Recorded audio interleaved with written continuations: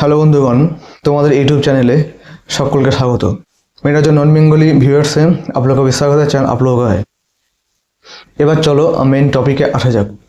কিছু জিনিস আমি বলছি, পয়েন্টসগুলো তোমরা সবাই মেবি জানো, হয়তো একটু রিমাইন্ডার দিচ্ছি। দেখো, প্রথমত সুপ্রিম কোর্টে প্রথমে যেটা বলেছিল যে টেন্টেডদের লিস্ট প্রকাশ করতে হবে, সেটা পরে কেসটা হাইকোর্টে আসে এবং হাইকোর্ট এটা নিয়ে চাপ দেয় যে টেন্টেড লিস্ট বের করতে হবে। এই নিয়ে মুখ বন্ধ খামে করে দেবে, অনেক নাটক কিছু হলো, এসকেপ করার চেষ্টা করলো, কিন্তু গতকাল রাতে আমরা একটা লিস্ট পেয়েছি এবং আমি আমার গ্রুপে দিয়েও দিয়েছি, টেলিগ্রাম গ্রুপে যারা আছো দেখেছো পুরো 1800 সামথিং। কিন্তু গল্প এটা না, গল্প হচ্ছে যে টেন্টেড 1800 সামথিং না, এটা 1/3 লিস্ট, প্রচুর আছে। এটা একটা পয়েন্ট। দ্বিতীয় পয়েন্ট হচ্ছে যে এই যে ওরা প্রসেসটা কমপ্লিট করেছে, এক্ষেত্রে একটা কথা বলে রাখি, সেটা হচ্ছে যে এই প্রিভিয়াসলি যে টাকা দেওয়ার মানে টাকা ফেরত দেওয়ার যে কেসটা যেটা বলেছে উইথ 12% ইন্টারেস্ট টাকাটা দিতে হবে যারা টেন্টেড, ঠিক আছে? এটা অনেক আগের কিন্তু কেস, মাঝখানে মুখ বন্ধ ছিলাম, গতকাল বলেছিলাম। তারপরে হচ্ছে আমাদের সেকেন্ড হচ্ছে ওএমআর পাবলিশ, 2016 ওএমআর পাবলিশ। আমি গতকাল বলেছি, আজও বলছি, 16-25 বের করতে হবে, বের করতে বাধ্য, এসকেপ করতে পারবে না, আমি আজও বলছি। এক্ষেত্রে তাকে একটা কথা বলে রাখি যে এই যে দুটো ভেরিফিকেশন লিস্ট বের করা, খাস করে পিজিতে এবং 9-10-এও কাট অফ হাই রাখা, তখন তোমাদের সবার মনে হয়েছিল বা আমাদের সবার মনে হয়েছিল যে যারা ইন সার্ভিস তাদেরকে সেফ গার্ডে বা সেফ জোনে আনার জন্য ওরা কাট অফটাকে হাই রেখেছে এবং 10 মার্কস অ্যাড করে ওদেরকে সেফ জোনে আনবে। খুব স্বাভাবিক একটা কনসেপ্ট এটা, সেই সময়ের জন্য বলছি, কিন্তু এখন এই কনসেপ্টটা ইনভ্যালিড। কেন বলছি ইনভ্যালিড? এই প্রথমে দুটো পয়েন্ট বলছি। একটা হচ্ছে যে দেখো, প্রথমে ওরা কি করলো, প্রথমে ওরা একটা হাই কাট অফ রেখে, মানে এগুলো মানে ষড়যন্ত্র বা কনস্পিরেসি, ঠিক আছে, খুব নিখুঁতভাবে চক আউট করা, কাট অফ হাই রাখা, লিস্ট আপ করা, এইগুলো। এইবার আমি কেন বলছি, এই প্রশ্নটা কেন তুললাম, সেটা হচ্ছে দেখো, আজকের ডেটে যারা ইন সার্ভিস যোগ্য, অনেস্টলি যারা যোগ্য, যারা পরীক্ষা 16তে যারা কোয়ালিফাইড এবং চাকরি করে, তারা কোথায় গেছে? ওয়েটিং লিস্টে। কেন গেছে? ইন্টারভিউতে ওদেরকে নাম্বারটা কমিয়ে দেওয়া হয়েছে। তাহলে কাট অফ হাই রেখে লিস্ট আপ বের করা এবং আজকের ডেটে 11-12 ইন্টারভিউতে ইন সার্ভিস যোগ্য 2016দেরকে ওয়েটিং লিস্টে করে দেওয়া, কাদের জন্য? এদের ওই মহৎ একটা উদ্দেশ্য যে টেন্টেডদেরকে কি করে সেফ জোনে আনা যায়, তার জন্য ইন সার্ভিস যারা 2016 যোগ্য তারা আজকের ডেটে বঞ্চিত, মানে ওয়েটিং লিস্টে তারা আজকের ডেটে ভিক্টিমাইজড। আমি আবারও বলছি যে এই যে লিস্ট দুটো বেরিয়েছিল, একটা 11-12 লিস্ট যেটা প্যানেল আপ হয়েছে, আর 9-10 ভেরিফিকেশন, আমি বলে দিচ্ছি এখানে কিন্তু টেন্টেড ঢুকে আছে, পরিষ্কার মিলিয়ে নেবে। 11-12 যে প্যানেল আপ হয়েছে এখানে কিন্তু টেন্টেড রয়েছে। এরা যতই বলুক যে ফেব্রুয়ারির সেকেন্ড উইকে ফার্স্ট উইকের মধ্যে আমরা কাউন্সেলিং করাবো, তারপরে বলছে না দেরি হবে, আমাদের সময় লাগবে।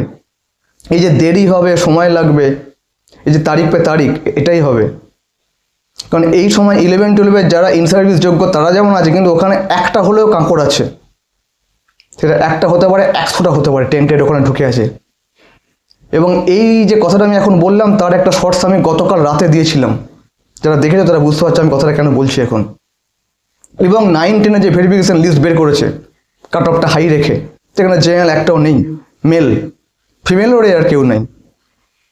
কেন হয়েছে এটা? কাদের জন্য, মানে কাদেরকে বাঁচানোর জন্য? ইন সার্ভিসদেরকে না, কিন্তু টেন্টেডদেরকে বাঁচানোর জন্য হয়েছে কাট অফটা হাই রেখে 9-10 ভেরিফিকেশন লিস্ট। কারণ এই 9-10 ভেরিফিকেশন লিস্টে কি আছে? টেন্টেড ঢুকে বসে আছে। এই যে 11-12 প্রসেসে, ডকুমেন্টেশনে, মেডিকেলে কতটা সিট ভ্যাকেন্ট হলো, মানে কতজন ডিসকোয়ালিফাইড হলো, না বাদ চলে গেল, ওই সিটটা কোথায়? সেকেন্ড লিস্টের জন্য না, কেন? টেন্টেড। এই যে 9-10 ভেরিফিকেশন লিস্টে যেটা বের করেছে সব টেন্টেডদের ওখানে ঢুকিয়ে দিয়েছে, ওই জন্য কারো ফ্রেশারদের নাম কিন্তু নেই। কাট অফটা হাই রেখেছে কেন? টেন্টেডদের জন্য। এই যে মানে ওএমআর সিট পাবলিশ না করা, যেটা 16 কারচুপি করেছে, কেন? টেন্টেডদের জন্য। এই যে ভিডিও ক্যামেরা ইন্টারভিউ না করা কেন? টেন্টেডদের জন্য। এখানে ইন সার্ভিস যারা যোগ্য তাদের অবস্থা সত্যি খুব করুণ আজকের ডেটে। আমি আবারও বলছি, ওদের এই সময় আপনাদের উচিত সুপ্রিম কোর্টে গিয়ে ওই যেটা ফাইল আপ হয়েছে 16 প্যানেল যারা যোগ্য অধিকারটা ছিনিয়ে নিন। টেন্টের যে লিস্টটা হাতে এসছে গতকাল সেটা হচ্ছে 1/3 এসছে, 1/3, 3 ভাগের 1 ভাগ এসছে, 2 ভাগ বাকি আছে এখনো, সিংহভাগটা পুরো যেটা দিয়েছে ওরা উইথ ক্লারিফিকেশন। তাহলে এখানে high cut off, OMR publish না করা, ভিডিওগ্রাফি না করা, সব কিছুর জন্য হচ্ছে ওদের যে মহৎ উদ্দেশ্য, ওটা হচ্ছে টেন্টেডদেরকে বাঁচিয়ে রাখো। এই একটা মহৎ উদ্দেশ্য ওদের।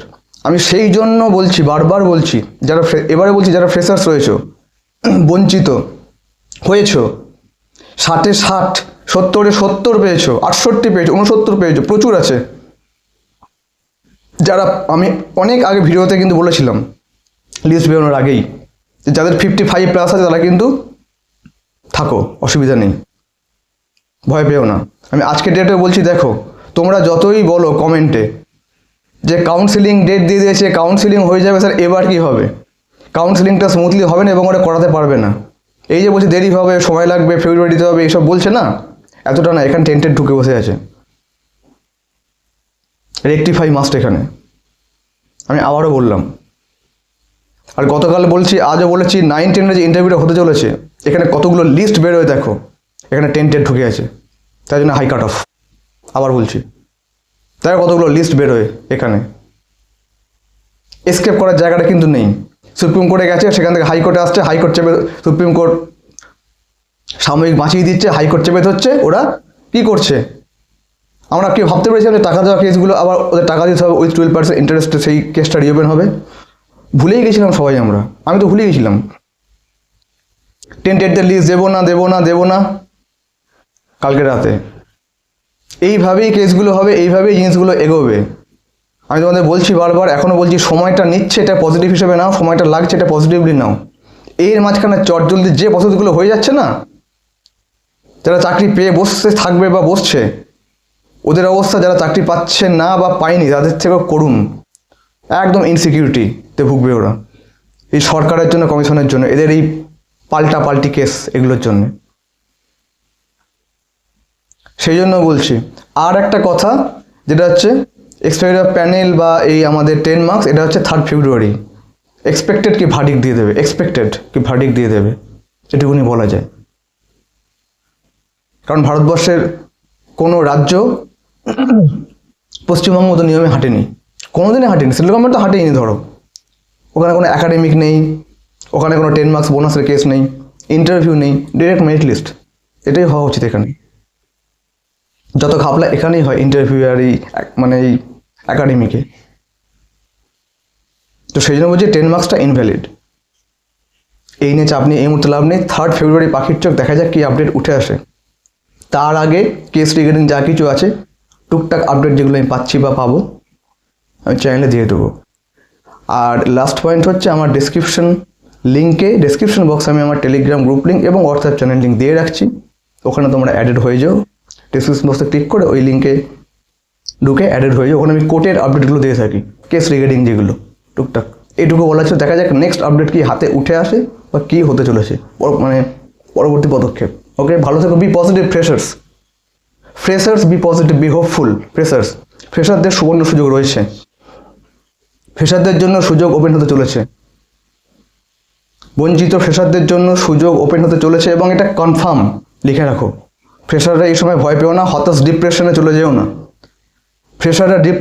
যেও না, হতাশ হয়েও না। এটুকুনি বলতে পারি আমি তোমাদের দায়িত্ব নিয়ে, এটুকুনি। চলো, ভালো থেকো।